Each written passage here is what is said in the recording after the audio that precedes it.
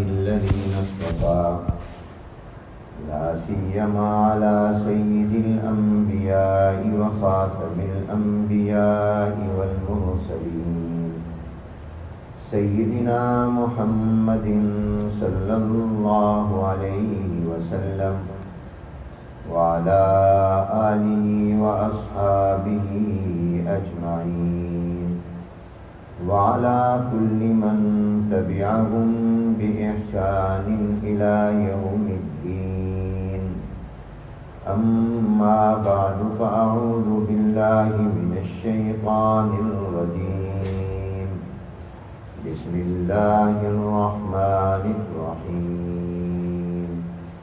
إن الدين عند الله الإسلام.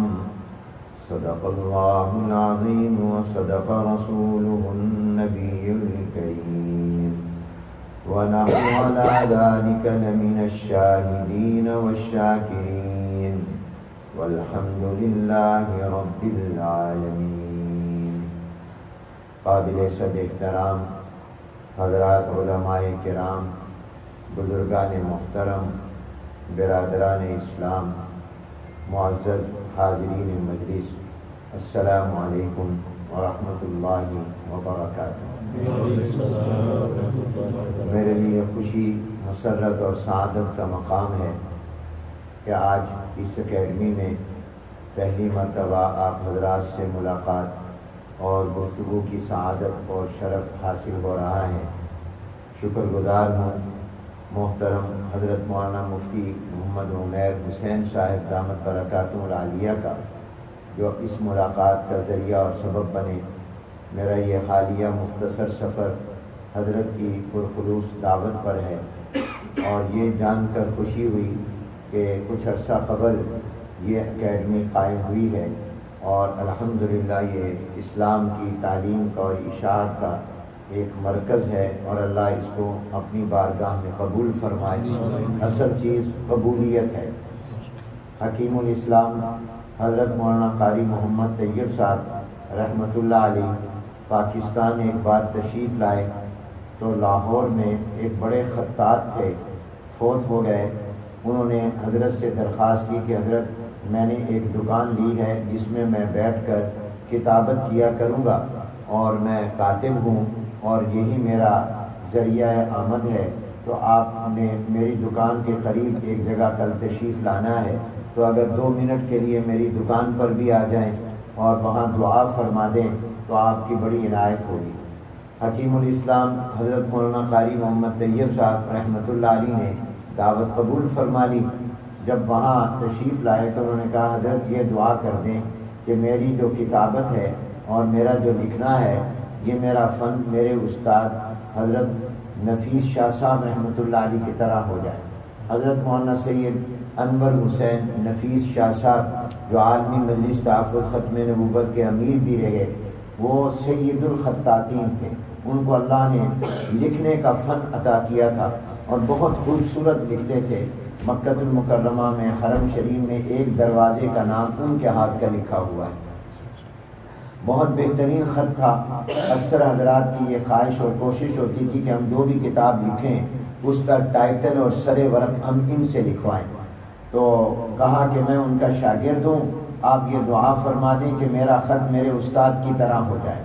تو حضرت قاری طیب صاحب رحمۃ اللہ علیہ نے فرمایا میں یہ دعا نہیں کروں گا۔ اس نے کہا حضرت اس میں کون سی بری بات ہے جو آپ یہ کہہ رہے ہیں، میں تو یہ چاہ رہا ہوں کہ میرے استاد کی طرح میرا خط ہو جائے۔ تو فرمایا میں یہ دعا نہیں کروں گا، میں یہ دعا کروں گا کہ اللہ تمہیں خط مقبول نصیب فرمائے۔ اگر تمہاری کتابت اور تمہارا لکھنا استاد کی طرح ہو جائے مگر پبلک میں پاپولر نہ ہو، عوام میں اس کی مقبولیت نہ ہو، تو تمہارے پھر اس دکان کا اور کاروبار کا اور کیا فائدہ ہوگا؟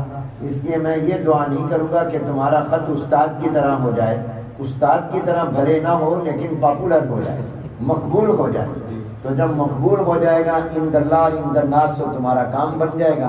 اس نے کہا حضرت واقعی آپ یہی دعا فرما دے۔ تو انہوں نے یہی دعا کی اور ان کو اللہ نے 4 چاند لگا دیے۔ تو ہم یہ دعا کریں گے کہ اللہ تعالیٰ اس اکیڈمی کو مقبولیت عطا فرما دے، اس کو قبولیت عطا فرما دے، اور قبولیت ہو گئی تو اصل چیز تو قبولیت ہی ہے۔ تو اللہ کے ہاں قبول ہو گیا تو انشاءاللہ دنیا میں بھی یہ اکیڈمی اپنے مقصد میں کامیاب اور آخرت کے اعتبار سے بھی کامیاب۔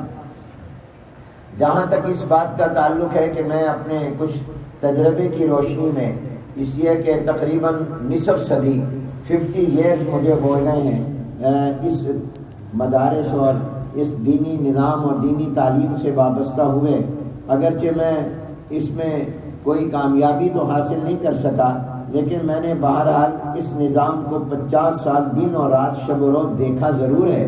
ایک مرتبہ میں اور شیخ الاسلام جو میرے شیخ و مربی بھی ہیں حضرت مولانا مفتی محمد تقی عثمانی صاحب دامت برکاتہ العالیہ، ہم کراچی سے کوئٹہ گئے بذریعہ جہاز۔ جب ہم کوئٹہ پہنچے تو ہم اس طرف جا رہے تھے جہاں اجتماع تھا، پورے بلوچستان کے مدارس کا ہم نے اجتماع بلایا تھا۔ تو راستے میں حضرت کے ساتھ پیچھے سیٹ پر بیٹھا تھا گاڑی میں، تو حضرت کا معمول ہے کہ وہ دوران سفر بھی اکابر کا تذکرہ، بزرگوں کا تذکرہ کرتے رہتے ہیں اور کوئی نہ کوئی بات سمجھاتے اور فرماتے ہیں۔ تو فرمانے لگے کہ حنیف، ہم اللہ والے بن تو نہیں سکے لیکن ہم نے اللہ والے دیکھے ضرور ہیں۔ ہم اللہ والے بن تو نہیں سکے لیکن ہم نے اللہ والے دیکھے ضرور ہیں، کہ ان کی تواضع اور انکساری ہے۔ اس لیے آج ہمیں کوئی دھوکہ نہیں دے سکتا کہ وہ اللہ والا نہ ہو اور کہے کہ میں اللہ والا ہوں، کیونکہ ہم نے سچے اللہ والے دیکھے ہیں۔ تو میں نے کہا حضرت ماشاءاللہ ہم نے بھی دیکھے ہیں، آپ تو بن گئے، ہم تو بن بھی نہیں سکے۔ یعنی کہ تو نے کس کو دیکھا؟ میں نے کہا میں نے آپ کو دیکھا۔ تو اس طرح ہم کوئی دین والے بن تو نہیں سکے لیکن ہم نے 50 سال میں دینی مراکز کو، دینی کاموں کو، دینی لوگوں کو ہم نے قریب سے دیکھا ضرور ہے۔ اور اس دیکھنے کے بعد اور مشاہدے کے بعد، ایک چیز ہوتی ہے انسان بغیر تجربے اور مشاہدے کے کہے، کیونکہ یقین کے بھی درجے ہیں۔ یقین کا درجہ آپ جانتے ہیں، علم الیقین بھی ہے، عین الیقین بھی ہے، حق الیقین بھی ہے۔ تو یقین کے مختلف درجات ہوتے ہیں۔ آپ کو اگر کسی ایسے آدمی نے جو سچ ہی بولتا ہے اور یہ کہا کہ جناب ایک سائنس والوں نے ایک سواری تیار کی ہے جس کو ہوائی جہاز کہتے ہیں، اور وہ گھنٹوں کا سفر منٹوں میں طے کر لیتا ہے اور بڑا جلدی، بڑا تیز رفتار ہوتا ہے، بتانے والا سچا آدمی تھا، آپ کا خیال ہے یہ کبھی جھوٹ نہیں بولتا، تو آپ نے اس کی بات کو سن کر یقین کر لیا، تو یہ یقین کا پہلا درجہ ہے۔ اس کے بعد آپ ایئرپورٹ گئے، ہیتھرو ایئرپورٹ، یا آپ یہاں اپنے گنفیلڈ پر، تو آپ نے خود دیکھا یا فضا میں دیکھا جہاز اڑا جا رہا ہے، تو آپ کا یقین اس سے اوپر بڑھ گیا کہ جو آپ نے پہلے سنا تھا آپ نے اپنی آنکھوں سے دیکھ لیا۔ پھر جب موقع ملا تو کبھی آپ نے خود ٹکٹ لے کر جہاز میں سفر کر لیا، تو اب یہ حق الیقین، یقین کا اگلا درجہ مل گیا۔ تو یقین کے بھی درجات ہیں، یقین صرف ایک درجے پہ نہیں ہوتا۔ تو بہت سی چیزیں انسان سن کر اور پڑھ کر یقین کر لیتا ہے، اور بہت سی چیزوں کا مشاہدے اور دیکھنے کے بعد اس کو یقین ہو جاتا ہے۔ جیسا کہ ابراہیم علیہ السلام نے عرض کی ربی ارینی کیف تحیی الموتى، اے اللہ مجھے دکھائیے آپ مردوں کو کیسے زندہ کریں گے۔ تو اللہ نے فرمایا اولم تؤمن، کیا تمہارا یقین اور ایمان نہیں ہے؟ ایمان یقین کے معنی میں ہے، اور ایمان کا معنی یقین آتا ہے کہ یقین ہو، تصدیق ہو۔ تو کہا کیا تمہارا یقین اور ایمان نہیں ہے؟ کہا یقین ہے، اس لیے کہ جب آپ فرما رہے ہیں، اور آپ تو صادق ہی صادق ہیں، جب آپ فرما رہے ہیں کہ آپ مردوں کو زندہ کریں گے تو اس میں کہا کوئی دوسری بات تو ہو ہی نہیں سکتی۔ لیکن میں یقین کا جو درجہ حاصل ہے اس سے اگلا درجہ حاصل کرنا چاہتا ہوں کہ مجھے ذرا مشاہدہ بھی ہو جائے، تو آپ مجھے ذرا دکھا دیجئے۔ بلا ولکن لیطمئن قلبی، تو اللہ نے پھر ان کو دکھا دیا کہ کیسے اللہ نے وہ پرندوں کو زندہ کیا، اور قرآن کریم میں یہ بات موجود ہے۔ تو میں نے زندگی میں جو 50 سال ان مدرسوں کی خدمت میں یا دینی علوم کی خدمت میں اللہ نے توفیق عطا فرمائی، ہمارا کمال نہیں، اس کا احسان اور فضل کرم ہے۔ تو اس میں جو مشاہدہ مجھے ہوا ہے، میں اس کی روشنی میں کوئی نئی بات تو عرض نہیں کروں گا، پرانی بات کی ہی تصدیق کروں گا تاکہ یقین ہو جائے۔ وہ سب سے پہلی چیز یہ ہے کہ کسی بھی ادارے اور کسی بھی کام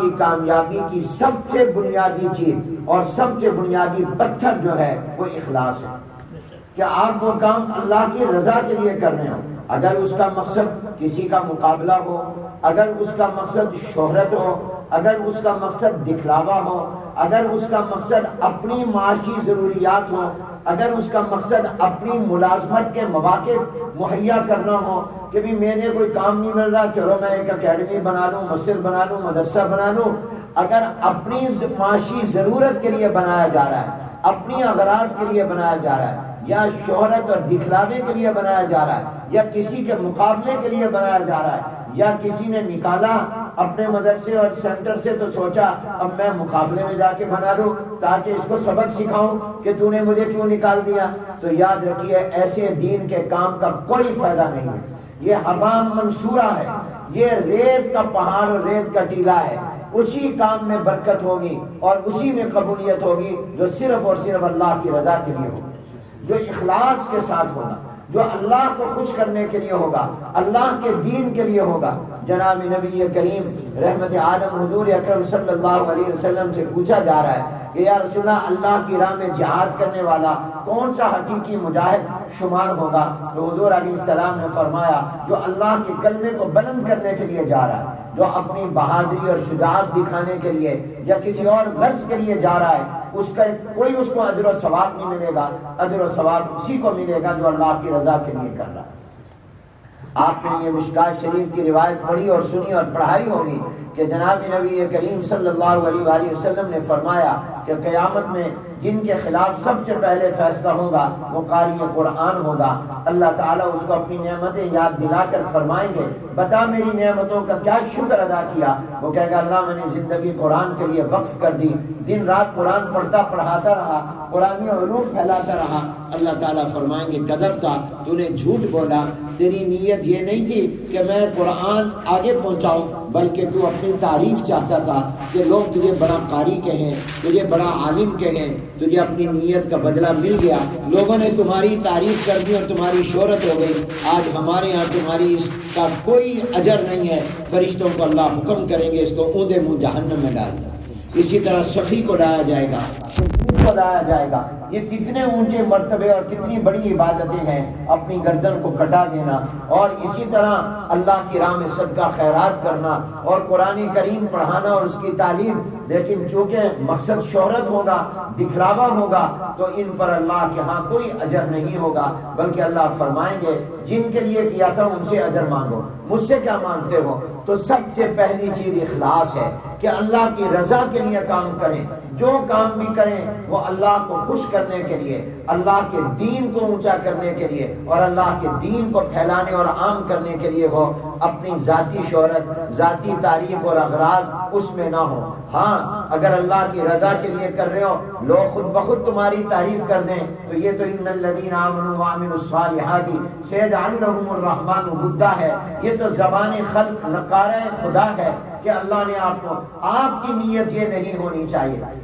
ایک روایت میں آتا ہے حکیم الامت مجدد الملت والدین حضرت مولانا محمد اشرف علی تھانوی رحمۃ اللہ علیہ نے اپنے ملفوظات میں اور اس کو نقل کیا ہے کہ ایک مرتبہ جناب نبی کریم صلی اللہ علیہ وآلہ وسلم کی خدمت میں حضرت ابو موسیٰ اشعری رضی اللہ تعالیٰ عنہ حاضر ہوئے۔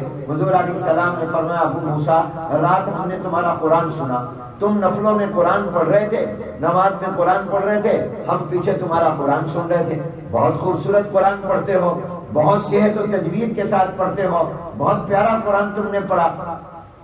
تو حضرت ابو موسیٰ اشعری رضی اللہ عنہ نے عرض کی یا رسول اللہ صلی اللہ علیہ وسلم مجھے تو پتہ نہیں چلا کیونکہ میں تو قبلہ رخ تھا، میں تو نہیں دیکھ رہا تھا، مجھے نہیں معلوم تھا کہ آپ پیچھے میرا قرآن سن رہے ہیں۔ اگر مجھے معلوم ہو جاتا کہ آپ میرا قرآن سن رہے ہیں تو میں جس طرح پڑھ رہا تھا اس سے بھی زیادہ خوبصورت کر کے پڑھتا، اس سے بھی زیادہ بہترین آواز میں پڑھتا۔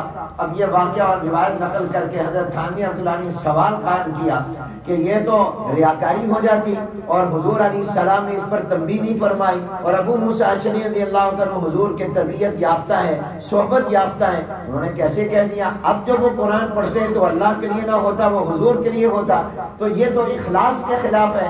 تو ہمارے اللہ والوں اور ہمارے اکابر کا یہ الحمدللہ جامعیت ہے کہ وہ ان کے مواعظ اور ملفوظات میں ہر سوال کا جواب مل جاتا ہے۔ تو حکیم الامت حضرت تھانوی رحمۃ اللہ علیہ نے فرمایا یہ جو سوال ہو رہا ہے کہ ابو موسیٰ اشعری رضی اللہ تعالیٰ عنہ کا یہ ارادے کا اظہار تو اخلاص کے منافی ہے، یہ تو اللہ کی رضا کے لیے نہ ہوتا، وہ گویا حضور علیہ السلام کے لیے قرآن پڑھ رہے ہوتے، اللہ کے لیے تو نہ پڑھ رہے ہوتے۔ تو اس پر حضور علیہ السلام نے ان کو تنبیہ کیوں نہیں فرمائی، اور صحابی نے یہ بات کیسے کہہ دی؟ تو فرمایا اس کا جواب یہ ہے کہ جناب نبی کریم صلی اللہ علیہ وسلم کو خوش کرنا بھی عبادت ہے۔ جب عام مسلمان کو اور عام انسان کو شریعت کے دائرے میں خوش کرنا عبادت ہے، تو سرکار دو عالم صلی اللہ علیہ وسلم کو خوش کرنا یہ کتنی بڑی عبادت ہوگا۔ تو انہوں نے یہ بات اس نیت سے کہی کہ میں قرآن اور خوبصورت پڑھتا تاکہ رسول اللہ مجھے خوش ہوتے اور حضور علیہ السلام کی دعائیں مجھے مل جاتی۔ اگر یہ نیت ہوتی کہ حضور میری تعریف کرتے اور حضور مجھے بڑا قاری کہتے، پھر تو یہ اخلاص کے خلاف تھا۔ اور اگر یہ نیت ہے کہ حضور خوش ہو جائیں گے تو اللہ خوش ہو جائے گا اور حضور کی دعائیں مل جائیں گی، یہ اخلاص کے خلاف نہیں ہے، یہ اخلاص کے منافی نہیں ہے۔ اس لیے اگر کوئی خطیب تقریر اس نیت سے کر رہا ہے کہ لوگ خوش ہو جائیں گے، دعا دے دیں گے، تو یہ اخلاص کے خلاف نہیں ہے، یہ تو اخلاص کے منافی نہیں ہے۔ ہاں اگر یہ ہو کہ میری تعریف کریں گے، بڑا خطیب ہے، قرآن اس لیے پڑھ رہا ہے لوگ میری تعریف کریں، بڑا قاری ہے، اور نعتیں اس لیے پڑھ رہا ہے کہ لوگ کہیں بہت بڑا نعت خوان ہے، اپنی تعریف اگر مقصود ہو پھر یہ اخلاص کے خلاف ہے۔ اور اگر اپنی تعریف مقصود نہ ہو، اللہ کے بندوں کو خوش کرنا ہو، تو یہ اخلاص کے خلاف نہیں۔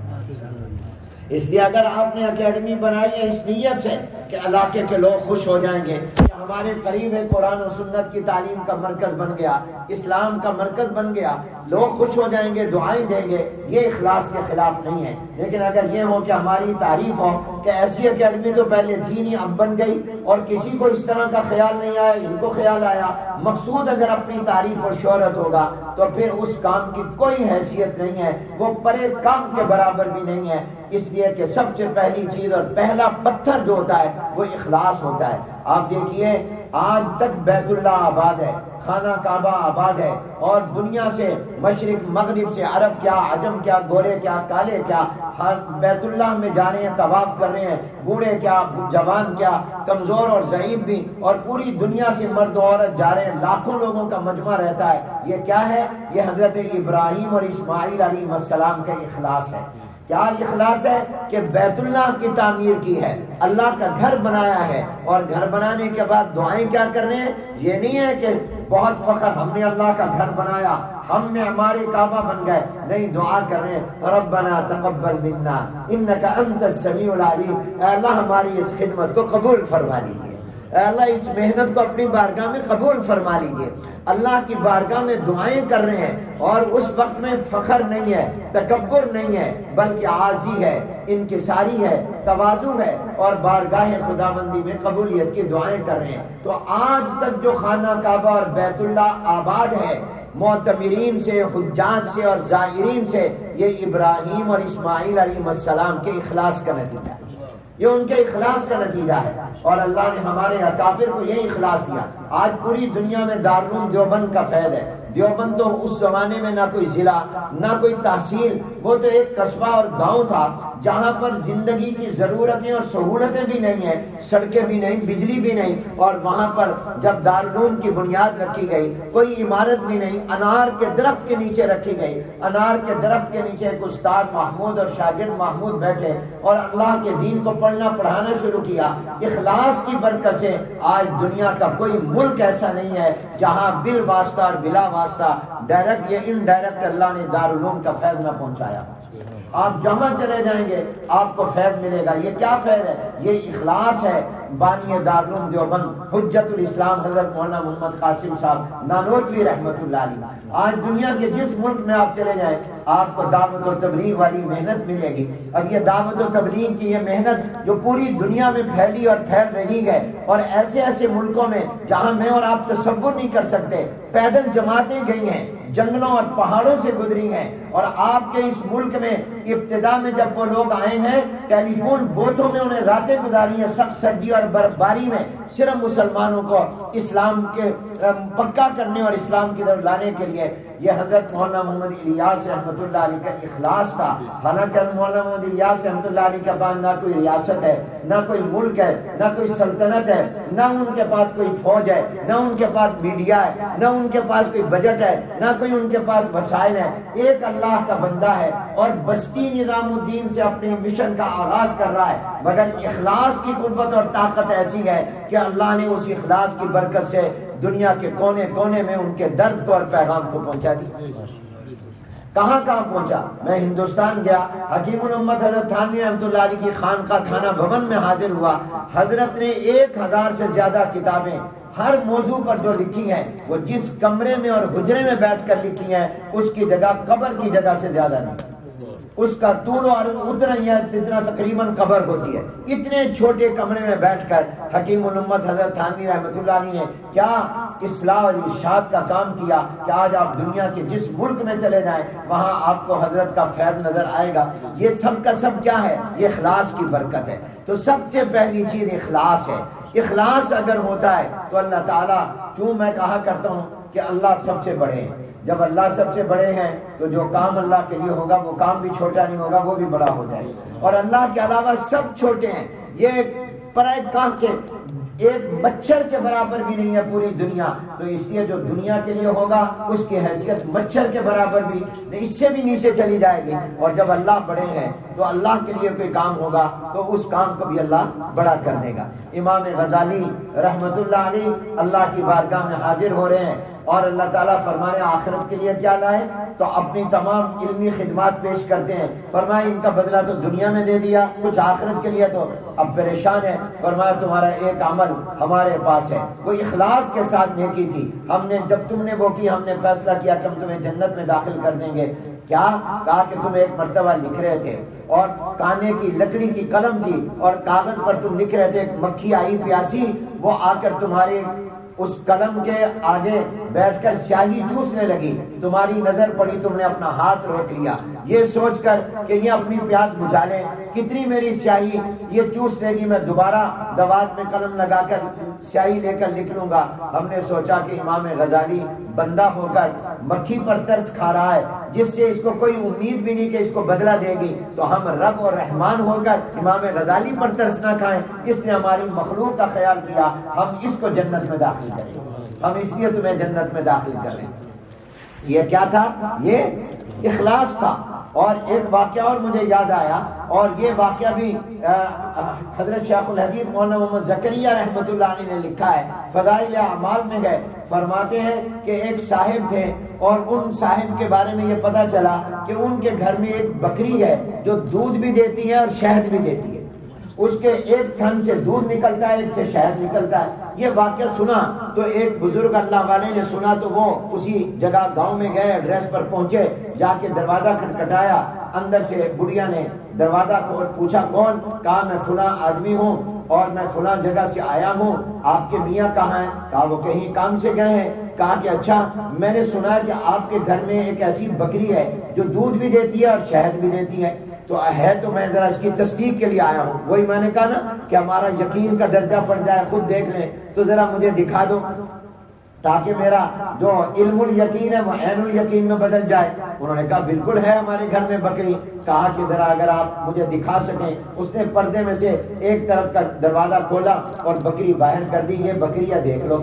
کہا کہ اگر آپ اجازت دیں تو میں برتن ساتھ لایا ہوں، میں ذرا اس کا مزید تجربہ، یقین اگلا بھی حق الیقین ہو جائے۔ تو انہوں نے کہا اجازت ہے۔ تو انہوں نے جب اس کا ایک تھن کو ہاتھ لگایا تو اس میں سے دودھ نکلا تازہ، دوسرے کو ہاتھ لگایا تو اس میں سے شہد نکلا۔ تو وہ حیران ہوئے کہ بکریاں تو دودھ دیا کرتی ہیں، شہد تو نہیں دیا کرتی، یہ کیسے اس کا دودھ؟ اور یقین ہو گیا۔ تو پھر کہا بی بی یہ بکری آپ نے کہاں سے خریدی؟ مجھے بتا دو، میں بھی اس طرح کی بکری لے۔ انہوں نے کہا کہ یہ کسی مارکیٹ میں نہیں ملتی، یہ اللہ نے ہمیں دی ہے۔ تو انہوں نے کہا کہ کیسے اللہ نے دی ہے، اس کا کوئی واقعہ، کوئی مجھے پس منظر بتا دو۔ کہا کہ ہم بہت غریب لوگ تھے، اتنے غریب تھے کہ اگر دوپہر کا کھانا ہے تو شام کا نہیں، شام کا ہے تو صبح کا نہیں، اور بعض اوقات کئی دن تک فاقہ ہوتا تھا۔ ہمارے پاس کھانے کو کچھ نہیں ہوتا تھا کہ اسی دوران ہمارے پاس صرف ایک بکری تھی. ہم اس بکری کا دودھ پیتے تھے اور اپنے بچوں کو بھی اس کا دودھ، اور دودھ 1 2 4 4 قطرے آتے تھے، اس لیے کہ گھر کے کئی افراد تھے اور سوائے بکری کے اور کوئی ذریعہ نہیں تھا. ہم اس کا دودھ نکالتے، بچوں کو بھی پلاتے، میاں بھی پیتا، میں بھی پیتی تھی، تھوڑا تھوڑا دودھ آ جاتا تھا، اس سے گزارا ہوتا تھا. اتنے میں ہمارے ہاں عید الاضحیٰ آ گئی، قربانی کی عید آ گئی. تو میرے خامد نے کہا کہ میں نے قربانی کرنی ہے اور میں نے اس بکری کو ذبح کرنا ہے. تو میں نے کہا کہ تم اس کو نہ ذبح کرو، کیونکہ ہمارے پاس اور کوئی ذریعہ تو ہے نہیں، یہی ایک بکری ہے ہمارے پاس، یہی ہماری خوراک کا ذریعہ ہے. اگر تم نے اس کو بھی ذبح کر دیا، چلو ہم تو بھوکے بھی گزارا کریں گے، بچوں کا کیا بنے گا؟ اس لیے تمہارے اوپر قربانی واجب نہیں ہے. قربانی مالدار پر واجب ہوتی ہے، غریب پر تو نہیں ہے. تو اس لیے تم قربانی مت کرو، سنت ہے تمہارے لیے. ابراہیم علیہ السلام کی سنت اللہ کبھی موقع دے گا پھر کبھی کر لینا، واجب تو ہے نہیں. لہذا تم نہ کرو، کیونکہ ہم مالدار نہیں، صاحب حیثیت نہیں، اور ہم صاحب نصاب نہیں، غنی نہیں. تو میں نے بیوی کی بات مان لی. میں نے کہا ٹھیک ہے، چلو ہم قربانی نہیں کرتے. اس کے چند دن کے بعد ہمارے گھر میں مہمان آیا. تو جب مہمان آیا تو میں نے بیوی سے کہا کہ مہمان آیا. آپ کے بھی آتے ہیں مہمان؟ آپ کے تو گھروں میں جگہ ہی نہیں ہے مہمانوں پر ٹھہرنے. حالانکہ پوچھو علماء سے، حضور علیہ السلام نے فرمایا گھر میں 3 بستر ہونے چاہیے، ایک اپنا، ایک بیگم کا اور ایک مہمان کا. اب مراد صرف بستر نہیں ہے، بلکہ مراد یہ کہ ایسے گھر بناؤ کہ مہمان کا بھی انتظام کرو. اب علماء نے تو بحث کر دی کہ جب ایک بستر بیگم کا، ایک اپنا، اس کا مطلب بیگم اور میاں الگ الگ سوئے، اکٹھے کیسے سوئے؟ اس پر بحث کر دی. تو میں طلباء سے کہا کرتا ہوں کہ نہیں، حضور کی مراد یہ نہیں ہے.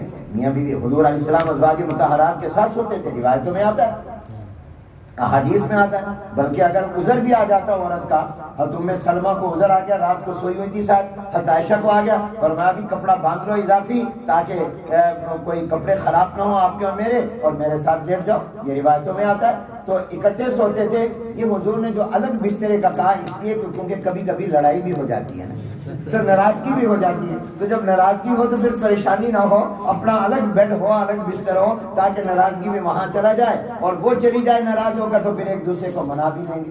تو بہرحال مہمان کا انتظام بھی رکھنا چاہیے. تو کہا مہمان آ گیا. اب مہمان آ گیا تو میں نے اہلیہ سے کہا مہمان آیا تو ہم کیا کریں، ہمارے گھر میں تو کچھ ہے نہیں. تو اس نے کہا اس بکری کو ذبح کرنا. اس بکری کو مہمان کی خاطر ذبح، قربانی کے لیے انکار کیا، مہمان کے لیے کہا اس بکری کو ذبح کر دو، اور اللہ تعالیٰ ہمیں دے دے گا، ہم بھی اس کا گوشت کھائیں گے جتنے دن تک ہوگا، پھر دیکھی جائے گی. اور اب مہمان بھوکا نہ رہے، مہمان کو ہم اچھی طرح کھانا.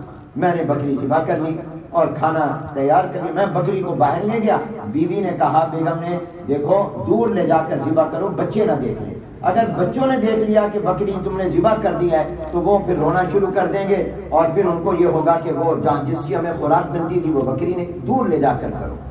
تو وہ کہتے ہیں وہ دور لے گئے. تو میں ان کو روانہ کر کے واپس گھر میں آئی تو میں نے دیکھا چھت پر ایک بکری ہے.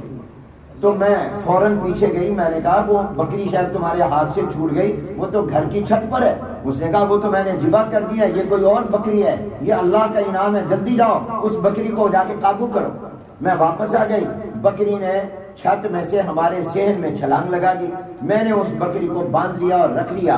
اور اس کے بعد جب وہ میرے میاں آئے، ہم نے گوشت بنایا، مہمان کو کھانا کھلایا اور ہم نے گوشت کھایا. اب ہم نے سوچا اس کا دودھ نکالیں. جب ہم نے اس کا دودھ نکالا تو اس کے ایک تھن سے دودھ نکلا، دوسرے کو ہاتھ لگایا، وہاں سے شہد نکلا. کہا جب وہ شہد نکلا تو ہم بڑے حیران ہوئے. دودھ بھی پہلے سے زیادہ اور زیادہ میٹھا اور زیادہ بہتر ذائقے والا، اور شہد بھی بڑا اعلیٰ. ہم نے اتنا شہد اور اتنا دودھ کہ ہم نے پھر اس کو بیچنا شروع کر دیا، لوگوں کو دینا شروع کر دیا. ہم الحمدللہ غریب سے مالدار بن گئے اور ایک قربانی نہیں کئی قربانیاں ہر سال ہم کرنے لگے. یہ اللہ کی قدرت ہے کہ اب یہ دیکھیے انہوں نے کس اخلاص کے ساتھ مہمان کی خدمت کی اور مہمان کی خاطر بکری ذبح کر دی کہ اللہ نے پھر ان کو کیا انعام دیا. یہ ہے اخلاص کی طاقت. بحث یہ ہوتی ہے کہ سب سے بڑی طاقتور چیز کیا ہے، تو بعض لوگوں نے کہا کہ سب سے زیادہ طاقتور پہاڑ ہے، اس لیے کہ پہاڑوں نے زمین کی حرکت کو روکا ہوا ہے. یہ پہاڑ سب سے زیادہ طاقتور ہیں، تو جواب میں کہا گیا نہیں، پہاڑوں سے زیادہ طاقتور جو ہے وہ تو لوہا ہے، کیونکہ لوہا پہاڑوں کو بھی کاٹ دیتا ہے۔ مشینری آ گئی ہے، بڑے بڑے پہاڑوں کو توڑ کر لوگ موٹر وے بنا لیتے ہیں، تو پہاڑ سے بھی زیادہ طاقتور لوہا ہے۔ تو کسی نے کہا نہیں، لوہا بھی اتنا طاقتور نہیں ہے، لوہے سے بھی زیادہ طاقتور آگ ہے جو لوہے کو بھی نرم کر دیتی ہے اور لوہے کو بھی موڑ دیتی ہے اور پگھلا دیتی ہے۔ تو کہا گیا آگ سے زیادہ طاقتور بھی کوئی چیز ہے؟ کہا آگ سے زیادہ طاقتور پانی ہے، جو پانی آگ کو بھی بجھا دیتا ہے۔ بھی پانی سے بھی زیادہ طاقتور کوئی چیز ہے؟ کہا ہاں ہوا ہے، جو پانی کو بھی اٹھا کے لے جاتی ہے۔ یہ جو بارش آتی ہے، یہ ہوائیں تو ہوتی ہیں جو پہلے ٹھنڈی آتی ہیں، اور وہ ہواؤں نے اور بادلوں نے تو پانی کو اٹھایا ہوا ہوتا ہے جو برستا ہے، اور آپ تو ہر وقت دیکھتے ہیں برستا ہوا اس کو، پانی کو۔ تو فرمایا کہ ہوا اس سے زیادہ طاقتور ہے، کیا اس سے بھی کوئی زیادہ طاقتور ہے؟ کہا ہاں ہاں، اس سے بھی زیادہ طاقتور وہ صدقہ ہے جو دائیں ہاتھ سے دو اور بائیں ہاتھ کو بھی پتہ نہ چلے، یعنی جو اللہ کی رضا کے لیے دیا جائے، جو اخلاص کے ساتھ دیا جائے۔ تو اخلاص کی طاقت یہ پہاڑ سے بھی زیادہ ہے، اخلاص کی طاقت لوہے سے بھی زیادہ ہے، اخلاص کی طاقت آگ سے بھی زیادہ ہے، اخلاص کی طاقت پانی سے بھی زیادہ ہے، اخلاص کی طاقت ہوا سے بھی زیادہ ہے۔ ہر چیز سے زیادہ طاقت جو ہے وہ اللہ نے اخلاص میں رکھی ہے۔ یہ اخلاص کی برکت ہے کہ آج الحمدللہ پوری دنیا میں دعوت و تبلیغ کا کام جا رہا ہے، پوری دنیا میں دارالعلوم کا فیض پہنچ رہا ہے۔ یہ جتنے ہماری خانقاہیں، مدارس ہیں، مراکز ہیں، یہ جتنے ہیں، یہ جنہوں نے ان کی بنیاد رکھی ہے وہ اخلاص پر رکھی ہے اور اللہ کی رضا کے لیے رکھی ہے، جس کی وجہ سے اللہ تعالیٰ نے اس کو کہاں سے کہاں پر پہنچا دیا۔ آپ اپنے ملک کو دیکھ لیں، میں بتا رہا تھا کہ میں پہلی مرتبہ 1985 میں یہاں آیا تھا، اس وقت اتنی مسجدیں نہیں تھیں، مدارس نہیں تھے، اسلامک سینٹر نہیں تھے، اور آج الحمدللہ جگہ جگہ آپ کو حلال گوشت کی دکانیں ملتی ہیں، آج جگہ جگہ آپ کو بنین بنات کے مدارس ملتے ہیں، آج جگہ جگہ آپ کو اسلامک سینٹر ملتے ہیں، مدارس ملتے ہیں اور پوری تعلیم ملتی ہے۔ یہ اخلاص کی برکت ہے، جن لوگوں نے یہاں آ کر اخلاص کے ساتھ کام شروع کیا۔ تو سب سے پہلی چیز یہ ہے کہ آپ کی نظر اللہ پر رہے، اخلاص کے ساتھ کام کریں، اور یہ کریں کہ ہم جو اکیڈمی میں بھی سلسلہ شروع کریں گے وہ اللہ کی رضا۔ میں نے اپنی آنکھوں سے 50 سال میں دیکھا ہے کہ ہم نے جو کام بھی شروع کیا اللہ کی رضا کے لیے، بزرگوں کے فرمانے پر، اللہ تعالیٰ نے اس کام کو کبھی درمیان میں نہیں روکا، اللہ نے اس کو پایہ تکمیل تک پہنچا دیا۔ اس پر ایک نہیں ہزاروں واقعات میں عرض کر سکتا ہوں، 20 واقعات میں نے اپنی آنکھوں سے دیکھے ہیں کہ اخلاص میں کیا طاقت ہے۔ امام مالک رحمۃ اللہ علیہ نے موطا امام مالک لکھی، اور اسی زمانے میں موطا کے نام سے ایک اور محدث نے بھی لکھی۔ تو امام مالک سے کہا گیا کہ آپ یہ کتاب لکھ رہے ہیں حدیث پر، اسی نام سے فلاں محدث بھی لکھ رہے ہیں؟ تو فرمایا ما کان للہ یبقى، جو اللہ کی رضا کے لیے ہو گئے وہ کتاب باقی رہے گی، جو اللہ کی رضا کے لیے نہیں ہوگی وہ ختم ہو جائے گی۔ امام مالک کی موطا آج تک باقی ہے، موجود ہے، پڑھائی جا رہی ہے، تمام مدارس میں پڑھائی جا رہی ہے، اور دوسری موطا کا کوئی نام بھی نہیں جانتا، اس لیے کہ اخلاص کی برکت ہے۔ تو ما کان للہ یبقى، جو اللہ کے لیے ہوگا، جب اللہ ہمیشہ ہے وہ کام بھی ہمیشہ رہے گا، اللہ بڑے ہیں وہ کام بھی بڑا ہوگا۔ تو پہلی چیز یہ ہے کہ آپ اپنے کام کی بنیاد اخلاص پر، اللہ کی رضا پر، شہرت مقصود نہ ہو، مقابلہ مقصود نہ ہو، دکھلاوا مقصود نہ ہو، اپنی معاشی ضرورتوں کا انتظام مقصود نہ ہو، بلکہ صرف اور صرف اللہ کی رضا مقصود ہو، تو اللہ تعالیٰ اس کام کو آگے بڑھائیں گے اور قبول بھی فرما لیں گے۔ اور دوسری چیز یہ ہے کہ جو کام بھی کریں وہ امانت اور دیانت کے ساتھ کریں، کبھی بھی خیانت نہ ہو۔ یاد رکھیے یہ جتنے بھی مدارس، مساجد، اسلامی مراکز اور اجتماعی کام ہیں، ہاں وہ چیریٹی کے کام ہے، اس میں جو بھی انسان ایک ایک پونڈ بھی دیتا ہے، ایک پینی بھی دیتا ہے، وہ اس کی حیثیت وہی ہے جو مال غنیمت کی۔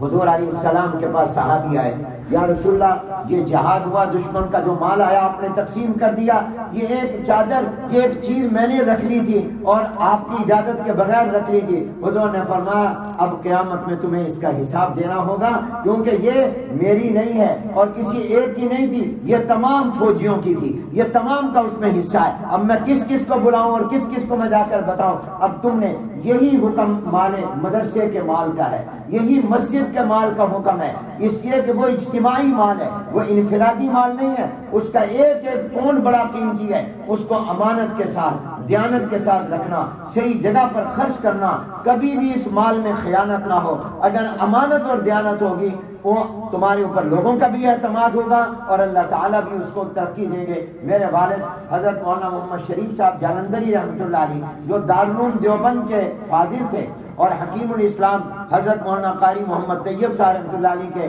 اجل خلفاء میں سے تھے، وہ ان کے مرید تھے۔ تو انہوں نے جب محتمم بنے تو محتمم بننے کے بعد میرے دادا حضرت مولانا خیر محمد صاحب جالندھری رحمۃ اللہ علیہ حضرت تھانوی رحمۃ اللہ علیہ کے بڑے خلفاء میں سے تھے، اور حضرت میرے دادا کا انتقال 1970 میں ہوا۔ جب 1970 میں ان کی وفات کے بعد میرے والد خیر المدارس کے محتمم بنے۔ خیر المدارس کو اب 98 ایئرز ہو گئے ہیں، 2 سال کے بعد اس کو 100 سال ہو جائیں گے۔ یہ 1349 ہجری میں جالندھر میں ہمارے دادا جان نے حضرت تھانوی رحمۃ اللہ علیہ کے فرمانے پر بنایا تھا، اور اس کا نام بھی خیر المدارس حضرت تھانوی رحمۃ اللہ نے تجویز فرمایا تھا، اور 98 سال ہو گئے۔ 2 سال کے بعد یہ 100 سال پورے کر لے گا۔ یہ شروع کس سے ہوا تھا؟ 1 روپے سے۔ 1 روپیہ جب پہلے دن بنا رہے تھے، چندے کی اپیل ہوئی، 1 روپے سے شروع ہوا، اور آج اس کا بجٹ 1 مہینے کا تقریباً 2 سے 2.5 کروڑ روپے ہے۔ آج وہاں 6000 طلبہ پڑھ رہے ہیں، 2000 طلبہ کھانا کھانے والے ہیں۔ یہ میرے دادا کے اخلاص کی برکت ہے۔ مدرسہ خود بنایا، محتمم خود نہیں بنے، محتمم اپنے مدرسے کے ایک استاد کو بنایا۔ وفاق المدارس میرے دادا نے خیر المدارس میں بنوایا، اکابر علماء کے تعاون سے مشورے سے بنایا، مگر اس کے صدر خود نہیں بنے، حضرت مولانا شمس الحق صاحب افغانی کو اس کا صدر بنایا، اپنے آپ کو پیچھے رکھا۔ یہ ان حضرات کے اخلاص تھا۔ تو میرے والد نے خط لکھے مختلف اکابر بزرگوں کو، وہ خط میرے پاس موجود ہیں کہ حضرت میں خیر المدارس کا محتمم بن گیا ہوں، مجھے کوئی نصیحت فرما دیں۔ تو حضرت مولانا محمد ادریس صاحب کاندھلوی رحمۃ اللہ علیہ، یہ ہمارے اکابر میں بہت بڑے بزرگ اور عالم گزرے ہیں، انہوں نے خط میں جواب میں لکھا، مولوی محمد شریف بس یہ خیال رکھیو کہ جو تمہارے پاس مال لوگوں کا ہے، چندہ ہے، یہ امانت ہوگا۔ یہ اس کا حکم مال یتیم والا ہے۔